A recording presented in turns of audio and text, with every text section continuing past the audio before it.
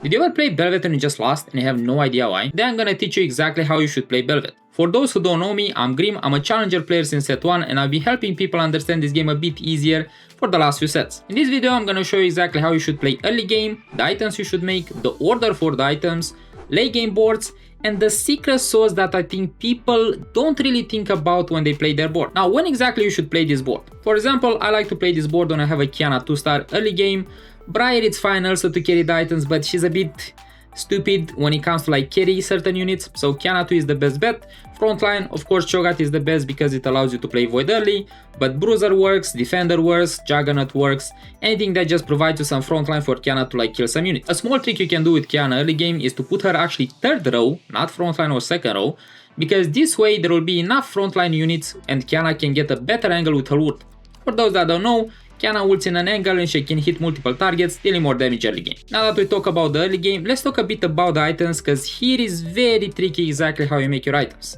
First of all, there are two sets of items for Bel'Veth. The one that you'll see the most is Kraken, QSS and Giant Slayer, but the second one is Titans, Kraken, Rageblade. Now, why exactly there are two different builds and which one is better, when is better, we're gonna talk about everything. Now, you see Bel'Veth, it's a carry that wants to like stay alive as much as possible because she can do a lot of damage. But there's a big problem. She's somewhat of a melee champion, right? She does have 2 hex range, but she can get stunned by a lot of stuff like Cho'Gath, Swain and stuff like that. That's why you build QSS, because this way, most likely you're not gonna lose that much damage. The most important item on Bel'Veth is QSS, because if you lose time staying stunned, you just lose a lot of damage. Now, why exactly we have a second build? You see, you don't really have QSS every game. I know it doesn't happen that often, but sometimes your components are kinda bad. For example, a lot of bows in like the Slayer camp is not actually that good. Like sure, you can make Giant Slayer and Kraken, but that's pretty much it. So that's why you make this second build that it's actually like decent, Rageblade, Kraken and Titans. The only problem is that you can get stunned at the start of the fight. Now me personally, I don't really like this build, but it's still playable and you should play it. So here is a trick that you can do to like stack Titans faster. There is a unit that everyone is using in this set and is Swain. And he has some passive damage. So if you put Bel'Veth in front of him or like close to him, actually you can stack your Titans pretty fast. Now, do not do this every time. You can use this trick just like in a certain amount of games, because for sure you don't want Bel'Veth to be in the center of the fight. Now that you know exactly what builds you can make on Bel'Veth, let's talk a bit about the order of items. You see, people are a bit confused when they are playing this camp. They think they can slam any bruiser items and they will be fine. The problem is that it's not actually 100% true. You see, when it comes to order of items, it's like Bel'Veth item first, then you make Evil Shroud, then you make Unbest items. But why exactly this order and not the other way around? Why not Unbest items? You can still slam Unbest items if you have a Qiyana too early and you can win streak with it. PT, Hajj, Titan, stuff like that. You can do very good on Qiyana. But the problem is that you might have some problems later. Let me explain. So for example, let's say that you made 3 items for Bel'Veth, one of the 2 builds, doesn't matter which one. The 4th item shouldn't actually be an Unbest item, it should be Even Shroud.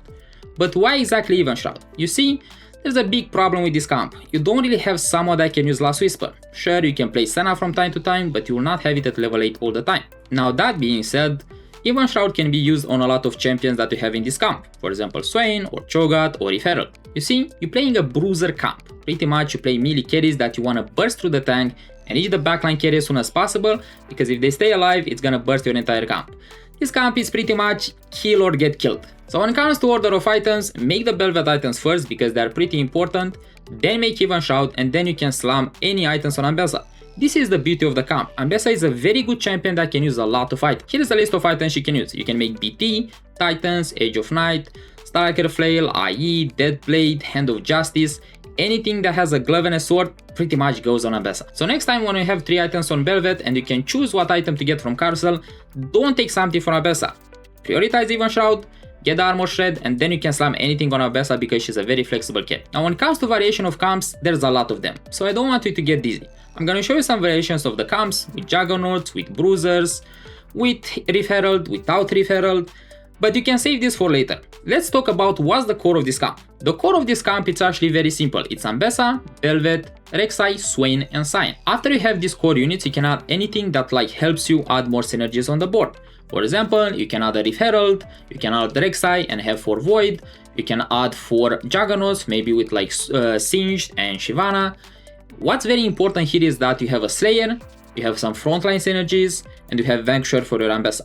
Anything else, it's flexible. So for example, if you go level 8 and you hit Taric 2-star, you hit Fiddle, Shyvana, or any legendary units that makes sense, you can put it on your board if it helps you go 9 or be strong. Now for the last thing of this video, let's talk about the secret sauce and what exactly I think people do wrong. The secret sauce, it's called Aatrox. I think this unit is a fraud and I think people shouldn't play it on this board in 90% of the cases. First of all, Force Slayers are not that important, especially when you don't have them upgraded. Second, let's think about Aatrox a bit. You need double healing items to unlock him, so you need BT and Hand of Justice. Ambessa can use one of these items, but Bel'Veth doesn't like any of these items. It's acceptable, but not great. So not only we want to make an item that we don't really like on our comp, what do we do with the extra healing item? We put it on Aatrox 1? It's not that great. You see, Aatrox 1 is a big fraud and all he does is just buying some time. So when it comes to the level 8 board, I would never even consider unlocking Aatrox because I don't think he does enough. Also, the level 9 boards can have way better units than Aatrox. Think about Senna, think about Fiddlesticks, Shyvana, everything else seems like way better than Aatrox. He's pretty much a fraud and he should never be played. That being said, if you unlock Aatrox and you can go level 9 and hit Aatrox 2, I think Aatrox 2 is a different story. I think he's a good unit and he can carry. But Aatrox 1, it's so bad, especially if you're hard stuck at level 8 and you cannot go 9. Do not invest items or money or anything in this guy. I hope you learned something from this video, and if you have any questions, let them in the comments. I also added a free tier list in the description in case you need help with exactly what you need to play to climb.